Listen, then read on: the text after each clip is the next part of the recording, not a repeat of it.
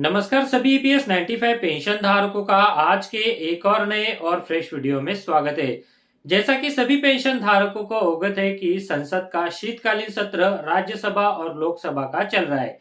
EPS 95 pension धारकों की जो पेंशन बढ़ोतरी की मांगे है तो वो संसद में कब उठाई जाएगी, पेंशन बढ़ोतरी के संबंधी जो सवाल है वो कब उठाए जाएंगे, तो इसके लिए सभी ईपीएस 95 पेंशन धारक इंतजार कर रहे थे। अब 6 दिसंबर 2021 को संसद का लोकसभा का जो सत्र है तो उसमें ईपीएस 95 पेंशन धारकों की जो पेंशन बढ़ोतरी है उसके संबंधित सवाल जो है वो उठाए गए हैं, जिसके ऊपर श्रम और रोजगार मंत्रालय द्वारा जवाब दिए गए हैं कि पेंशन बढ़ोतरी के संबंध में क्या अपडेट है। तो जी ईपीएस 95 पेंशन धारकों के लिए लोकसभा के इस सत्र में ये जो सवाल उठाए गए हैं जो कि पेंशन बढ़ोतरी के संबंधित थे, जिसके ऊपर श्रम और रोजगार मंत्रालय द्वारा जवाब दिया गया है, तो उसके बारे में आज मैं आपको इस वीडियो में जानकारी देने वाला हूँ।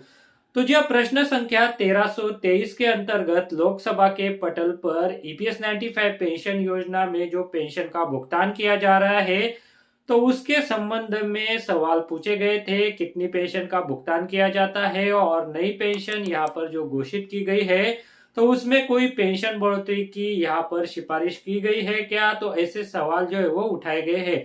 तो ये जो सवाल उठाए गए हैं तो उसके बारे में हम आपको अभी विस्तार से जानकारी देने वाले हैं, तो आप इस वीडियो के साथ अंत तक बने रहिएगा। वीडियो को बिल्कुल भी स्किप ना कीजिएगा ताकि ये जो अपडेट है तो इस अपडेट के बारे में आपको पूरी जानकारी मिल सके। और ईपीएस 95 पेंशन धारकों से संबंधित जो भी अपडेट है तो उन्हें जानने के लिए अगर आपने हमारे चैनल को अभी तक सब्सक्राइब नहीं किया है तो चैनल को सब्सक्राइब जरूर करके रख लीजिएगा ताकि जो आने वाले अपडेट है तो उन अपडेट के बारे में आपको समय समय पर जानकारी मिल सके।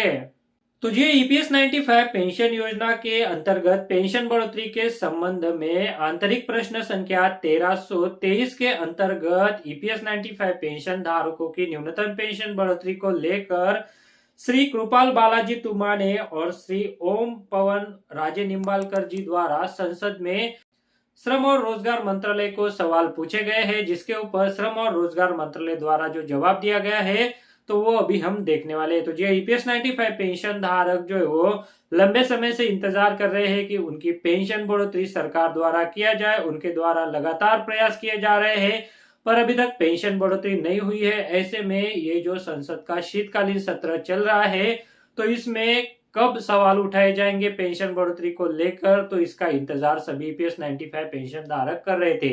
तो अभी 6 दिसंबर 2021 को ईपीएस 95 पेंशन योजना के संबंध में ईपीएस 95 पेंशन बढ़ोतरी के संबंध में लोकसभा से जो सवाल उठाए गए थे तो उनके ऊपर श्रम और रोजगार मंत्रालय द्वारा जो जवाब दिए गए हैं तो उसे हम विस्तार से जान लेते हैं। तो जैसा कि आप स्क्रीन पर देख पा रहे हैं कि भारत सरकार श्रम और रोजगार मंत्रालय लोकसभा सोमवार दिनांक 6 दिसंबर 2021 आंतरिक प्रश्न संख्या 1323 के तहत नई कर्मचारी पेंशन योजना 1995 के संबंध में माननीय श्री कृपाल बालाजी तुमाने और ओम पवन राजे निम्बालकर जी द्वारा श्रम और रोजगार मंत्रालय को जो सवाल पूछे गए हैं तो वो सबसे पहले हम जान लेते हैं। यहाँ पर उन्होंने कहा है कि क्या श्रम और रोजगार मंत्री यह बताने की कृपा करेंगे कि किस तारीख को कर्मचारी पेंशन योजना 1995 की शुरुआत की गई थी और इसके लिए क्या आधार और मानदंड तय किए गए थे। उसके बाद उन्होंने अगला सवाल पूछा था, क्या पुरानी पेंशन योजना के बंद होने के बाद पुरानी पेंशन योजना 1971 की कायिक निधि को नई पेंशन यानी ईपीएस 95 पेंशन में आंतरिक कर पुरानी पेंशन योजना 1971 के सभी सदस्यों को किसी भी प्रकार की पेंशन अथवा अन्य सामाजिक या फिर आर्थिक सुरक्षा योजना का विकल्प दिए बिना नई पेंशन यानी ईपीएस 95 में स्थानांतरित कर दिया गया था। यदि हाँ तो इसके क्या कारण है। अगला सवाल पूछा गया था, क्या ईपीएस 95 पेंशन भोगियों ने पेंशन सुविधा प्राप्त करने के लिए हर माह अपने वेतन से अंशदान किया है। यदि हाँ तो पेंशन भोगियों को कितनी पेंशन दी जा रही है और इसके क्या मानदंड है। और अगला सवाल पूछा था, ईपीएस 95 पेंशन भोगियों को बढ़ी हुई पेंशन के साथ चिकित्सा और अन्य सुविधाएं उपलब्ध कराने के लिए सरकार द्वारा क्या प्रभावी कदम उठाए गए हैं। तो सबसे पहले यहाँ पर जो लास्ट का सवाल था जो पेंशन की बढ़ोतरी के संबंध में है, चिकित्सा सुविधा और अन्य सुविधा उपलब्ध कराने के संबंध में।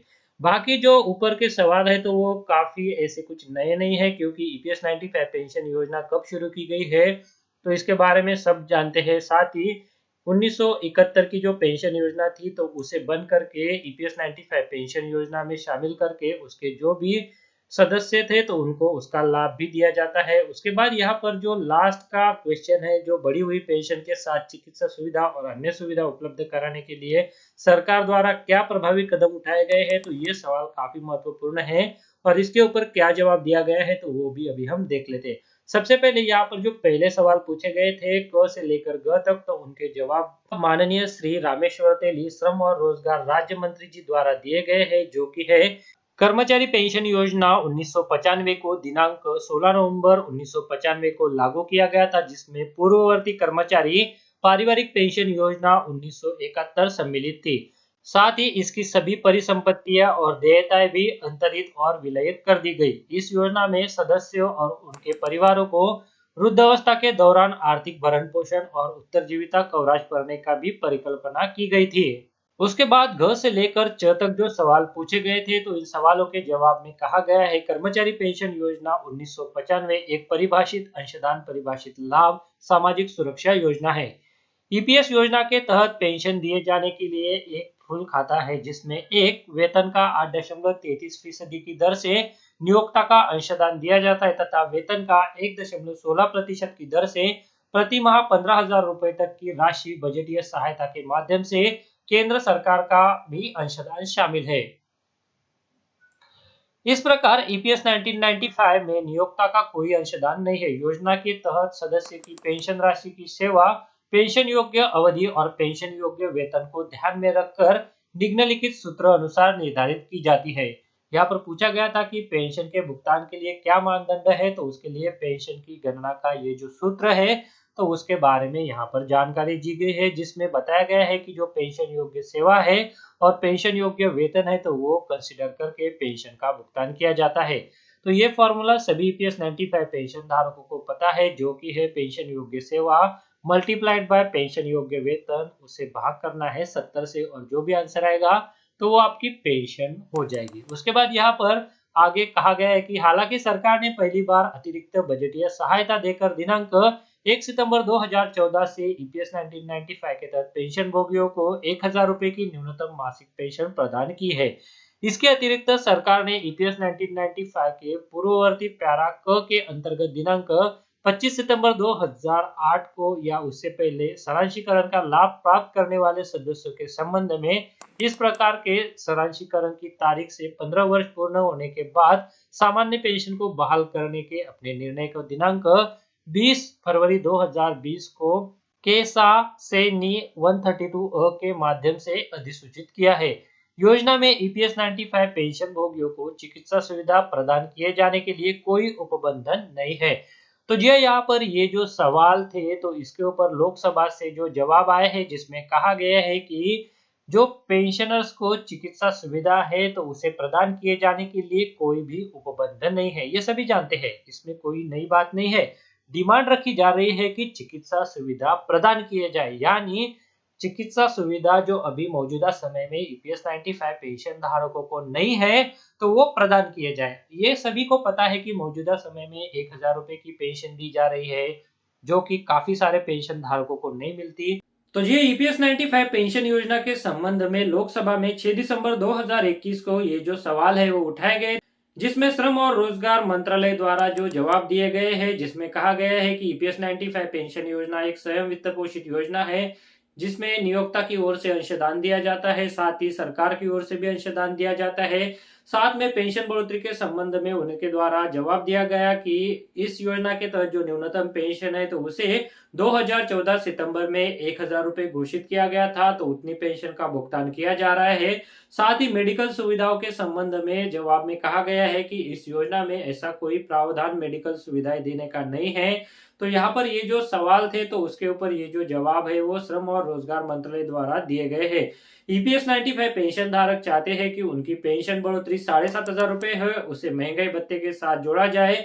ईपीएस 95 पेंशन धारकों को फ्री में चिकित्सा सुविधाएं दिया जाए और उच्चतम न्यायालय के आदेशानुसार उच्च पेंशन के लिए जो पेंशनर पात्र है तो उनको भी उच्च पेंशन लेने का हक प्रदान किया जाए। साथ में जो कर्मचारी इस योजना से वंचित रहे थे तो उनको भी इस योजना में शामिल करके उन्हें सदस्य बनाकर 5,000 रुपए की पेंशन दिया जाए।